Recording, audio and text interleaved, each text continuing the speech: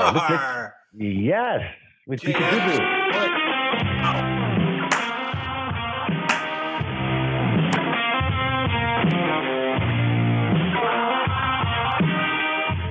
Welcome to the very stripped down Five Stack live at 5 on Substack.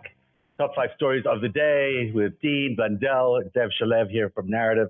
Hey everybody, welcome to the show. Thanks for being here. We're trying it differently today using the actual Substack production device. You don't care what it is, but here we are doing it live for you on Substack, reading your messages. Give us your thoughts and prayers as we go through this. Dean, what a day for Canada. What a day for the United States. Tariffs, again, a big issue. They had a 50-minute phone call today, I believe, Donald Trump and Trudeau, and it was somewhat friendly, according to Donald Trump, just somewhat. Yeah, maybe. I don't believe a fucking word that guy says, though. So, there's that. And the tweet that he put out today, that kind of encapsulated it. We knew they were going to talk. Howard Lutnick yesterday came out and he's like, yeah, we might walk some of those tariffs back, just depends on how much fentanyl is still streaming across the border. By the way, zero. Canada isn't streaming fentanyl or illegals across the board. But, they met today, which was really nice. It was cute. I was really happy that they did. I didn't expect anything other than this tweet that Donald Trump put out, Zev, to your point. You don't mind if I read it, do you? It is go for it. Like I fucking laughed out loud when I saw this tweet. Justin Trudeau of Canada called me to ask what could be done about tariffs. That's not what happened, actually. Trump's team said Justin Trudeau of Canada, not the Prime Minister, not the Governor not the of governor, the States. Justin Trudeau, Justin Trudeau, okay. Yeah, so he's backed off of calling him the governor, which, that says something right there. And he called me to ask what could be done about tariffs. Again, fact check, Howard Lutnick set that call up because of the extreme pain America's undergoing right now. Will told him that many people died from fentanyl that came through the borders of Canada and Mexico. He said what? Say that again. I missed that. What is Many people have died from fentanyl that came through the borders of Canada. It's absolutely untrue. It's just a bullshit lie. Nothing has convinced me that it has stopped. Not the border security, not the 0.03 kilograms of fentanyl that was captured at the border in the last 2 months. 0.3 kilograms. So actually, you're wrong. There was, there was $3 million in cocaine meth seized just today on the Canadian border. In fact, according to this particular report from Global News, that amount of drugs was crossing from the United States into Canada and was seized today by the Canadian authorities. So, there's drugs going across the border, dude. They're just coming this way at a rate of 150 times what they look like they're going down to the United States. Anyway, he said it's gotten better. He said Justin Trudeau said it's gotten better, and I said that's not good enough. Jesus Christ. The call ended in a somewhat friendly manner. He was unable to tell me when the Canadian election is taking place, which made me curious, like, what's going on here? I then realized he's trying to use this issue to stay in power. Good luck, Justin. Familiar? Exactly like the Zelensky stuff. Same playbook. That is the dumbest man on the planet. And he's the president of the United States.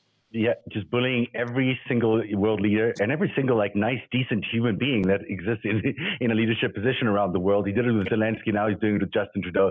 Trudeau's taking none of this. I mean, the approach from Canada has been quite forceful, and he's not backing down because really he has no reason to back down. We'll see what happens as Trump promises reciprocal sanctions and the like. Meanwhile, tell me a little bit about what's going on with Wayne Gretzky, because there's a famous Canadian hockey hero, but also not so loved right now. Yeah, he's taking it in the chops, isn't he, Wayne Gretzky, who's deity in Canada, right? Put Canada on the map in the early 80s. The best hockey player in the world was Canadian in a Canadian market. Put the Edmonton Oilers on the map, goes down to Los Angeles in that crazy blockbuster trade. He's mentioned in the same token as Magic Johnson. All the Canadians for 20 years are like, oh, we're finally somebody because of Wayne Gretzky. Well, Wayne Gretzky is no longer the Wayne Gretzky that we knew because he's buddies with Donald Trump. And he refuses to say anything. He's been vilified. He's had Bobby Orr write public letters on his behalf, makes his wife publish them, and he doesn't say a word. So there's a couple things you can't do if you're a man in Canada, and you can't hide behind your wife and your friends. You got to come out and you got to face the music. And Canadians are wondering why he is best friends or supports or voted for a 34-time felon / rapist / insurrectionist / someone who wants to take the country Wayne Gretzky says he loves and turn it into an American country and invade us. He hasn't said a word.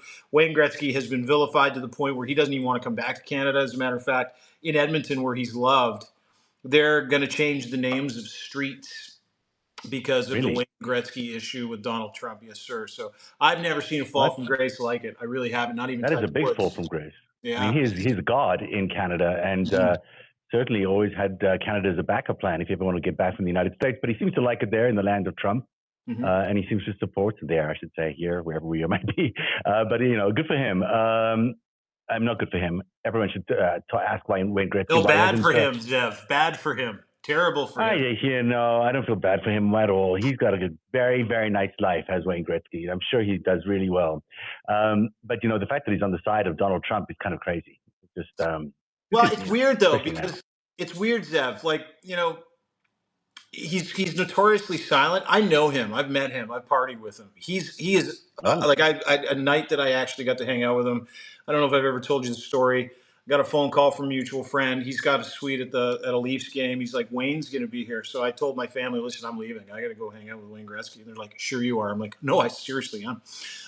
So I go to the box. First guy I meet, big smile on his face. He's like, you must be Dean. And I'm like, oh my God, Wayne Gretzky knew I was coming. This is incredible. Wow. We sit down. We hang out for 2 solid periods. He tells me story after story after story. There's no question he wouldn't answer. We go out after, have a couple of cocktails. I was slammed, by the way. I think he had a good time too. But it was one of the greatest moments of my life where you get to meet your heroes. They say, you never want to meet your heroes. He was everything and more that I had ever met. And so for me, as a Gretzky fan, someone who has a ton of Gretzky memorabilia, someone who grew up in the era of Gretzky, idolized Wayne Gretzky, I think I speak for a lot of people that feel that way about him, who are just befuddled. We just don't understand why he won't speak up on behalf of Canada. We don't understand why he won't. What's that? You can come on the 5-stack and talk to us. I mean, Wayne Gretzky, Dean, he's a good guy. Have a couple of drinks with us if you want. Tell us your story and what it is that it appeals that it makes you appeal to Donald Trump or vice versa. I can't tell which, but come on the show. We'd love to have him on. But that's a great story. I love that you got to meet your hero. Oh, it was incredible. And it's one of those things where you get to meet him and it's a life highlight. Like, it's a top 5 moment of my life, partying with Wayne Gretzky, my childhood idol. And I've been really quiet, obviously, because we're in media and we have big mouths and we tend to give our opinions and tell people how we feel. And I'm strong for Canada. Like, I really do believe in this country. I love the patriots that are standing up for it. Love what Trudeau's doing, shoving it back in Trump's face, telling him, hey, get rid of all the tariffs or we're not getting rid of any of ours. There's no middle ground. So to see Wayne Gretzky be the warrior that he was, to have met him and be so impressed by him, and to see him shrink in maybe one of the most historic moments in Canadian sovereignty in our history is, I think, shared sentiment with a lot of people, where we're really, really, really, really disappointed to the point where he's not that Wayne Gretzky anymore. Well, I thought the number 4 moment in your life must be doing the show with me, obviously, and at number 4. This is the thing about Ukraine. So this is the 4th biggest story of the day. Yeah. Donald Trump, in his wisdom, has decided to tell the intelligence services of America, who are really helpful right now at helping the Ukrainians pinpoint where the Russians are in their attacks. The intelligence and the GPS satellites that America has are far none the best in the world. And up until today, Ukraine has been using them to help, fight against the Russian invasion, and successfully so, because they've been so precise. In fact, they're, in parts of Russia where Ukraine has taken over some territory, like in Kursk, it's very vital that they have these GPS satellites at their disposal. But today, Donald Trump decided to pull all that support for the Ukrainians, and that's not just endangering Ukrainians on the front line. Don't forget, there's a lot of foreign volunteers who are fighting on the front line side by side with the Ukrainians. And a lot of them come from Canada, some of them come from the United States, Britain, and other parts of the world. And here he is, yet again, endangering the lives of our allies. Donald Trump is clearly just a Russian puppet now. There's no one else who can think of any other excuse for why he would be behaving in this way. And that's where we are in this intelligence crisis that they're having. Looks like this could be just a temporary pause in support, but who knows? It may never return. Ultimately, we may see that Ukraine is left on its own without an American support. However, number 3 story of the day is Emmanuel Macron saying, we can't rely on America anymore. He is out with America. He's saying, hey, we'd like to trust Donald Trump, would like to trust them, but we got to be ready for them if they're not. And what they're doing in Europe right now is a $800 billion investment, euro investment, I should say, in a European army, in a EU army that will unite all the forces of Europe. And they're just announcing that initiative right now. We'll see if it gets passed through the European Parliament. It's called Rearm Europe, and it's a plan for military self-sufficiency. Quite a big deal going on as the forces of the world look like they're aligning themselves or getting ready for a world war. Yeah, you can look at that investment, and you can kind of springboard the 800 billion, and we'll break that down a little bit. You can kind of springboard from not sharing intel with Ukrainians, and America deciding to do that. Apparently, that stopped or started to ramp down a month ago, and Ukrainians were like, "Hey, can we get some targets that are not within 60 kilometers of our border?" And silence from America. So there's that, right? And then there's the tariffs, and then there's the shit with Zelensky at the Oval Office, and begging for fealty. He's got to come and grovel at my feet. It became apparent, and I did a podcast with a Ukrainian guy today. His name's Alex Rebekov, and he said this too. It became apparent that the U.S. was out about a month ago, right? It was the non-committal language. So, and Macron and Keir Starmer got together with Zelensky on a phone call, and they said, we don't think we can trust the United States with the Donald Trump administration. We're going to try, but we're not going to grovel, which they ended up doing at the Oval Office, Macron and Starmer, although they tried to insert some reality into those meetings that we saw on television. This has been in the works for about a month and a half, knowing that Trump was coming in, knowing he was a Russian asset. Hey, listen, we know if you don't think France and England don't have intel on Donald Trump's history with the KGB, Agent Krasnov, you're crazy. So they started working on this about a month ago. And this is fascinating because if you talk to a Ukrainian, the disappointment that they felt with the abandonment of Ukraine via Donald Trump was buoyed by the announcement that the EU was going to go all in, 800 billion to rearm all the democratic EU countries, specifically to fight Russians, by the way. Let me just point that out. Another 150 billion, which is in the 800 billion, that goes to friendly countries to help Ukraine stay afloat, build munitions, build intel, flood the zone with as much information and as much product as they can to be able to fight the Russian machine. So there was that. But the fascinating part was Macron didn't stop there. I don't know if you remember, he's like, we can't trust Donald Trump. He's like, we're going to put boots on the ground. Starmer, we're going to put boots on the ground. Trudeau, we're going to put boots on the ground.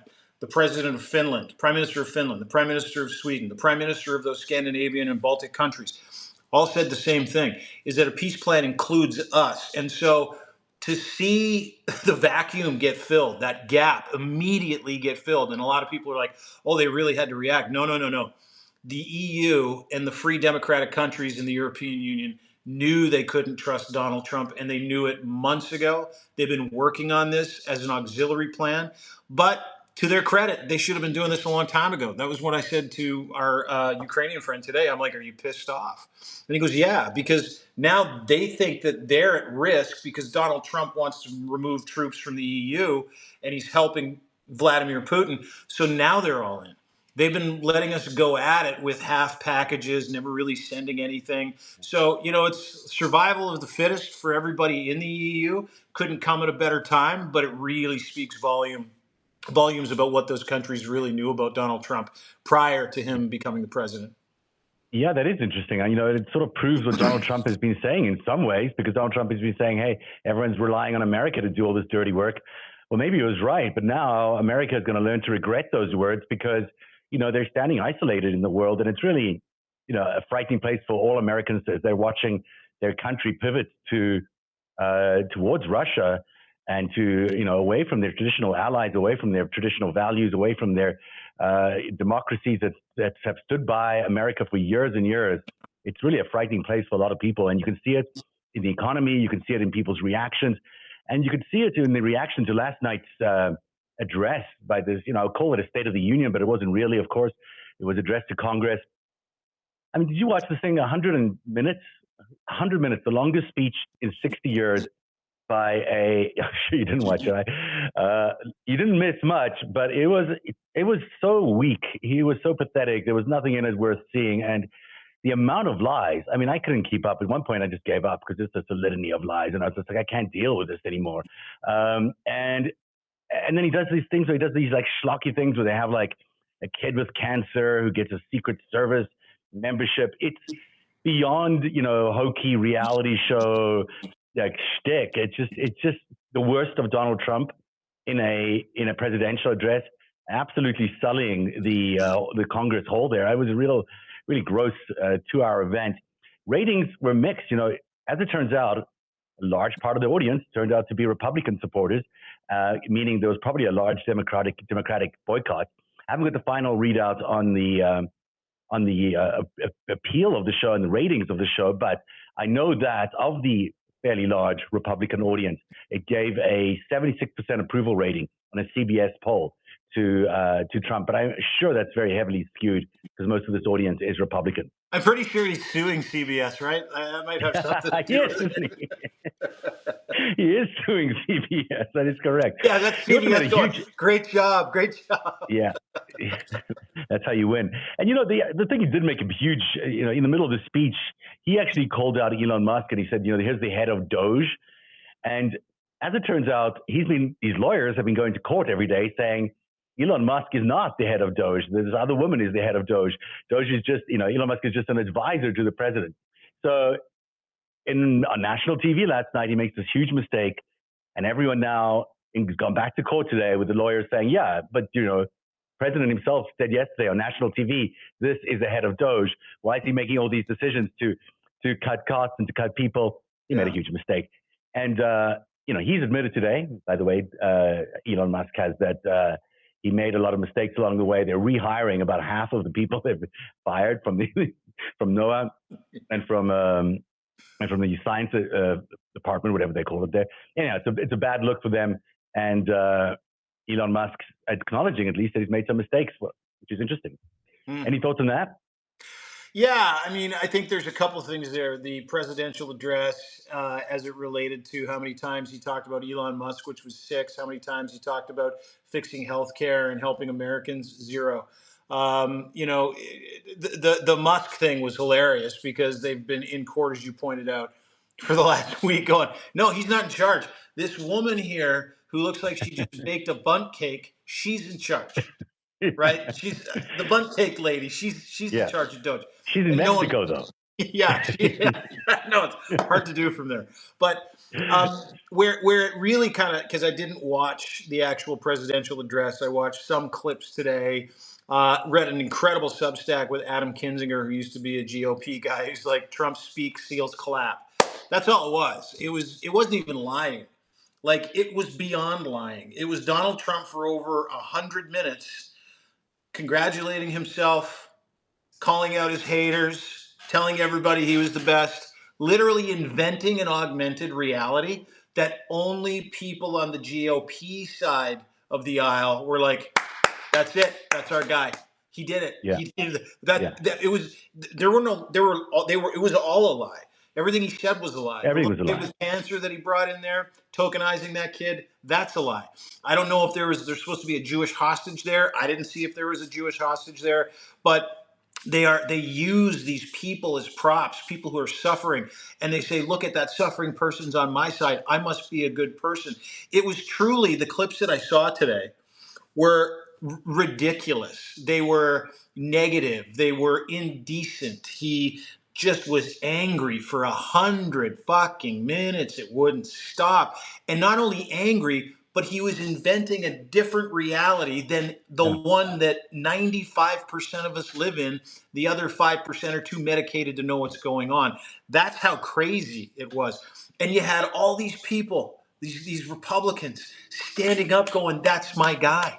It was truly the clips that I saw, like the one where he was like, hey, Greenland, you're beautiful. We're still going to probably take you over. That's going to be a lot of fun. We're going to take your stuff. That has never happened. Like, that has never happened in the history of politics where a world leader has stood up and said, by the way, we love you. We're going to invade you. We're coming to get you.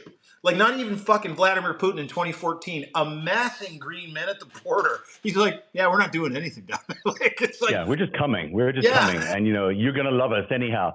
It's stunning to me. And he used the people of Ukraine and the suffering of the people of Ukraine as well, because before the address, he teased that there was some sort of deal that had been made between Zelensky and himself. And he waited until the very end of the speech to reveal that, in fact, there was no deal. He read some tweet that Zelensky had put out. And then he ends by saying, I did speak to Russia. Of course, he had to say that. And Russia says that they really want peace. I mean, the fact that he's speaking to Vladimir Putin so much is astonishing. It's just beyond belief that there's not a single call out of any meeting or any call that he's had with the Russian leader. Daily orders from Putin, right? Well, he's got to get his orders, right? Yeah.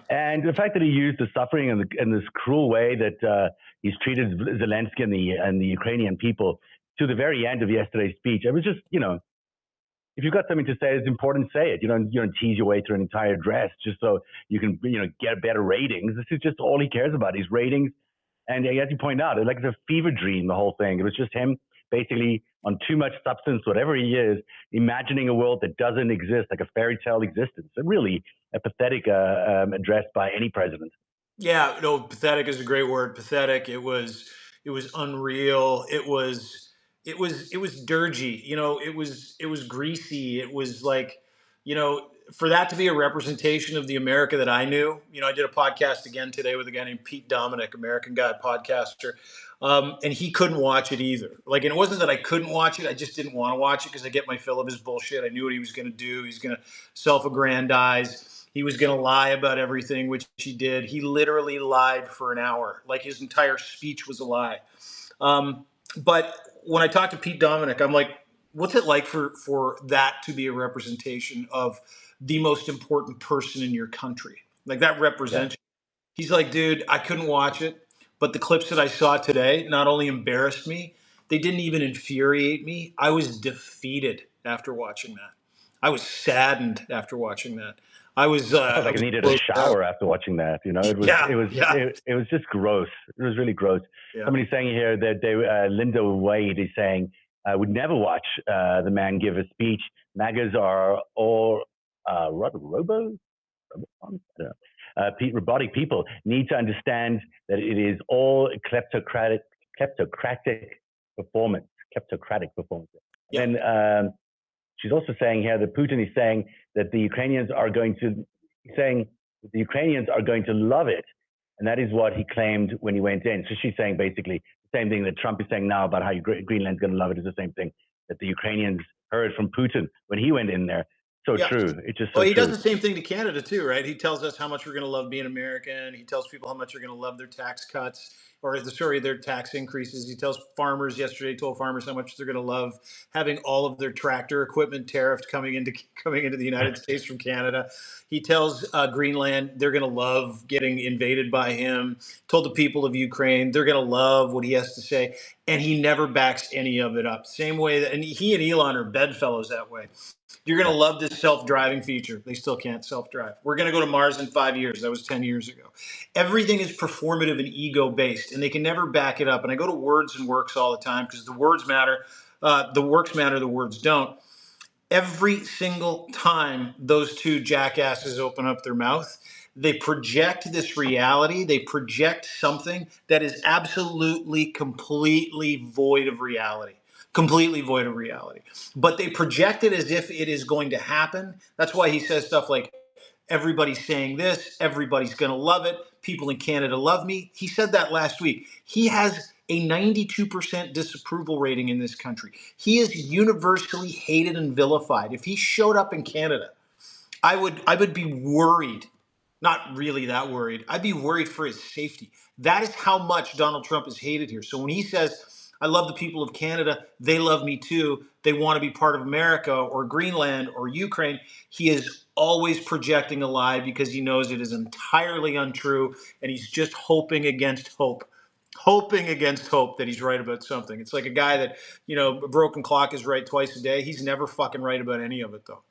But somehow he survived, an entire career of just imagining himself being great. And I always wondered to myself, like when Elon Musk looks at himself in the mirror at night before going to bed, if he ever goes to bed, does he actually think, hey, I'm really that guy. I'm really that good. I really killed it today.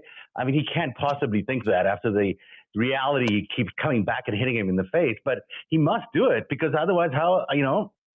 I don't get these guys, but there they are trying to rule the planet. Yeah, you don't get them because you weren't co-opted by Russia, given billions of dollars or hundreds of millions of dollars, and told you were special and you were going to help bring order to the world, which both of those jackasses have.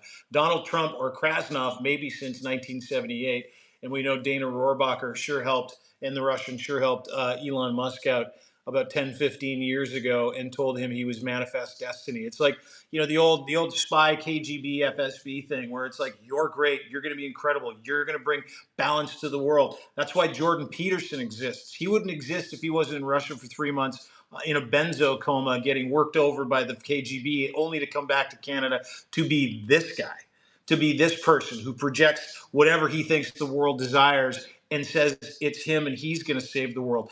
The self-importance of crazy people that have been given what they've been given. Like these guys have all been given. Trump has been given all this shit because he money laundered for the Russians for 40 years. Elon Musk has been given all this shit because there was a through line for Putin into Rohrabacher, into the United States. It has all come to fruition. So we see the same things that they see. They just ignore the fact, like Elon Musk is ignoring the fact that his Teslas are literally getting lit on fire. His dealerships are getting stoned. His Cybertrucks are getting literally vandalized every single time they make an appearance. And he's wandering around out there going, yeah, things are great. People love me. I will say one thing about Elon Musk, and we can end on this one. I asked Grok, his AI yesterday, because I was like, Grok seems to be agreeing with all my narrative reporting from the last, 8 years now, saying that Donald Trump really is a Russian asset.